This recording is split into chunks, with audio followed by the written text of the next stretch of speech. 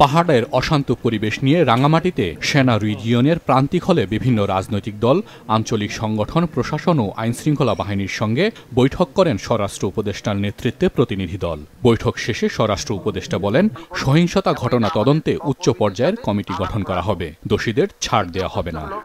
আইন শৃঙ্খলা কোনো অবস্থায় অবনতি হতে দেওয়া যাবে না। আমি আপনাদের সবাই সহযোগিতা চাচ্ছি। যারা আইন শৃঙ্খলা অবনতি করবে তাদের কোনো অবস্থায় আমরা ছাড় দিব না।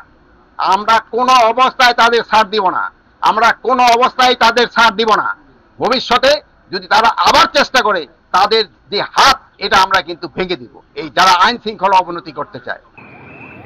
এরপর সেখান থেকে খাগড়াছড়ি যান তারা।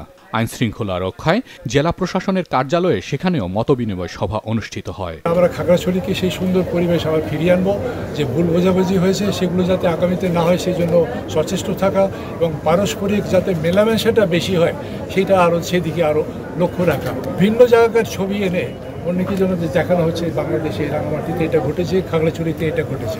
এগুলো তো ভালো ধরতে পারবে তোমরা, সেগুলো তোমাদের এখানে একটা দায়িত্ব আছে। তোমরা কাউন্টার অনেকের জন্য সেই যে অপপ্রচার হয় সেটাকে কাউন্টার করবে। খাগড়াছড়ি ও রাঙামাটি দুই জেলাতেই থমথমে পরিস্থিতি। রাঙামাটিতে জারি আছে ১৪৪ ধারা, বন্ধ রয়েছে শহরের দোকানপাট, প্রয়োজন ছাড়া ঘর থেকে বের হচ্ছে না মানুষ। শহরে মোতায়েন রয়েছে আইনশৃঙ্খলা বাহিনীর বিপুল সংখ্যক সদস্য। একটি বিশেষ মহল সুবিধা নেয়ার জন্য কৌশলে পাহাড়ি ও বাঙালিদের মধ্যে সংঘর্ষ বাধিয়েছে বলে অভিযোগ স্থানীয়দের। এর পেছনে জড়িতদের চিহ্নিত করে আইনের আওতায় আনার দাবি তাদের। এই সাথে পার্বত্য শান্তি চুক্তি পুরোপুরি বাস্তবায়নের দাবি জানান পাহাড়িরা।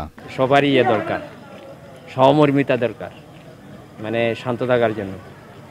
কেউ কারো যেন কারোর বিরুদ্ধে গুজব এসব সৃষ্টি না করে। হ্যাঁ, তাইলে তো সবার সমান থাকবে, সমতা থাকবে।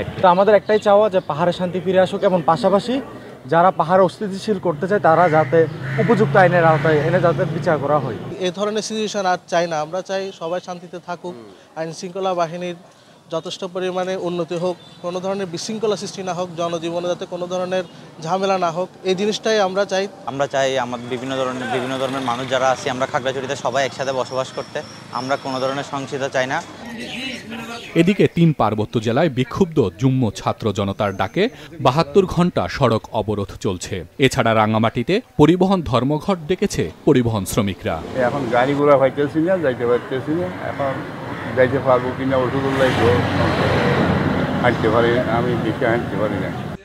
বান্দরবানের আইনশৃঙ্খলা রক্ষায় শান্তি সভা করেছে জেলা প্রশাসন। প্রশাসন আইনশৃঙ্খলা বাহিনীর পাশাপাশি সভায় উপস্থিত ছিলেন পাহাড়ি বাঙালিদের বিভিন্ন সংগঠনের নেতাকর্মীরা। হাসান মেহেদী, মাছরাঙা নিউজ ডেস্ক।